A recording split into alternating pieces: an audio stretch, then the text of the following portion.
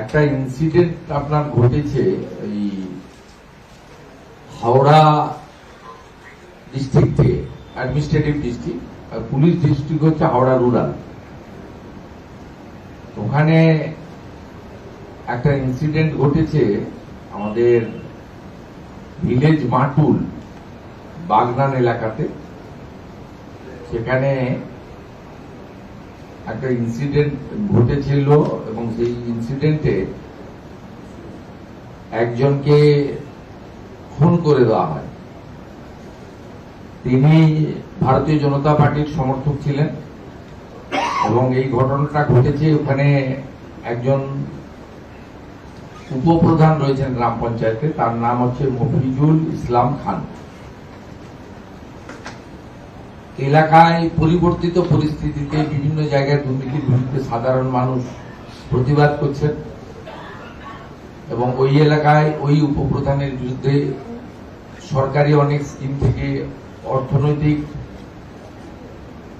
Cut money নেওয়া, প্রকৃত প্রাপকদের বঞ্চিত করা, গরিব মানুষকে বঞ্চিত করা ইত্যাদি অভিযোগ ছিল। সেই অভিযোগের ভিত্তিতে প্রধানের উপপ্রধানের নামে স্থানীয় থানাতে অভিযোগও দায়ের করা হয়েছিল, কিন্তু পুলিশকে আরো সময় দেওয়া উচিত ছিল। কিন্তু সেখানে মানুষজন তার কাছে, তার বাড়িতে যায় এবং তার যে বিভিন্ন সামাজিক প্রকল্পে আবাস সহ সে যে টাকা পয়সা নিয়েছিল ফেরত চায়। সেখানে এই ঘটনার পরিপ্রেক্ষিতে উনি ওনার আত্মীয় স্বজন, পাড়া প্রতিবেশীর লোকজনকে যুক্ত করেন। যুক্ত করার পরে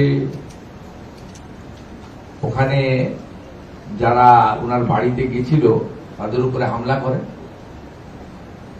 প্রায় 5 জন সিরিয়াসলি ইনজোর্ড হন, যাদেরকে কলকাতার এসএসকেএম হসপিটালে চিকিৎসাধীন রয়েছেন। আর একজন ওখানে স্পটে মারা যায়,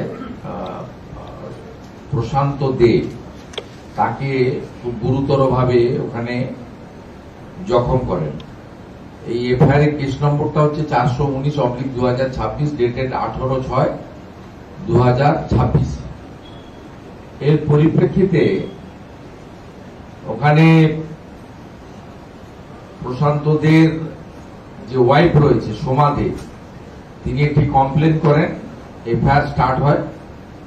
এফআইআর এ আপনার 8 জন অ্যাকিউজডকে গ্রেফতার করা হয়েছে। মনিরুল ইসলাম খান, রফিকুল ইসলাম খান এবং এটসেট্রা 8 জন যারা ঘটনার সঙ্গে প্রত্যক্ষভাবে যুক্ত, তাদেরকে গ্রেফতার করা হয়েছে। এবং আমাদের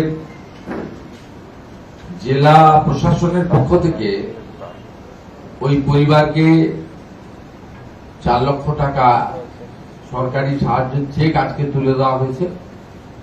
এবং আমি আপনাদের কাছে এটা বলার জন্য এসেছি, এই সরকারের সময়ে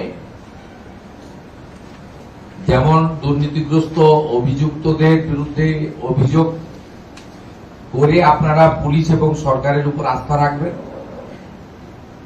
আমরা দুর্নীতিগ্রস্ত লোকেদের কাউকে নেপাল বর্ডার থেকে আজকেও একজন দুর্নীতিগ্রস্ত প্রাক্তন এমএলএ গ্রেপ্তার হয়েছেন, পুলিশই গ্রেপ্তার করেছে, এসটিএফ গ্রেপ্তার করেছে, হুগলি রুরাল জেলার পুলিশ গ্রেপ্তার করে নিয়ে এসছে আপনার কর্ণাটক থেকে, বেলগাঁও থেকে। আমরা সেটা করব। আপনাদের যৌথভাবে জড়ো হয়ে কারোর বাড়িতে যাওয়ারও দরকার নেই।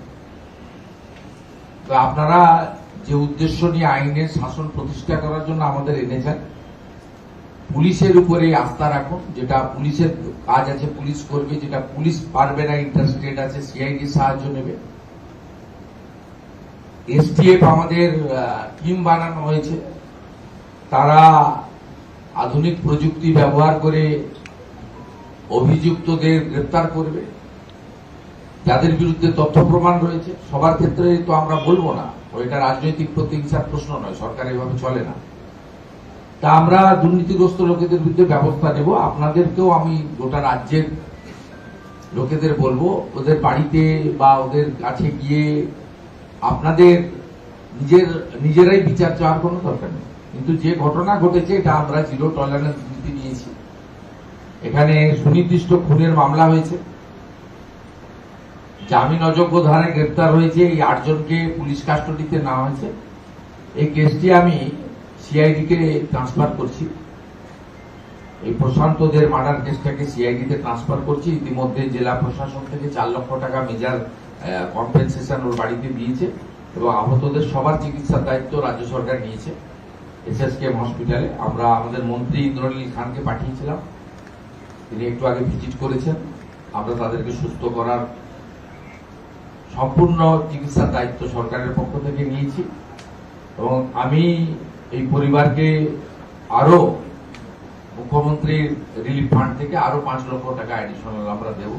তারা শোক কাটিয়ে উঠুক, তারপরে সাহায্য করব এবং সমাজে যদি কোনো কাজেরও ব্যাপারে আমাদেরকে ইচ্ছা প্রকাশ করে আমরা কথা বলে নেব, আমি নিজে কথা বলে নেব। সেক্ষেত্রেও সরকার বা মুখ্যমন্ত্রী ওই পরিবারের পাশে দাঁড়াবে এবং এই লোকেদের যাতে দ্রুত গ্রেপ্তার থাকাকালীন কাস্টডিতে বা জেসি হোক পিসি হোক থাকাকালীন তাদেরকে আমরা ক্যাপিটাল পানিশমেন্ট দিতে পারি, তার জন্য বিশেষ ব্যবস্থা আমরা নেব। সেই জন্য এই কেসটি আমরা সিআইডি কে হ্যান্ডওভার করছি, সেটা আপনাদেরকে জানানো দরকার ছিল। নিজেকে আপডেট রাখতে ফলো করুন সানন্দা নিউজ।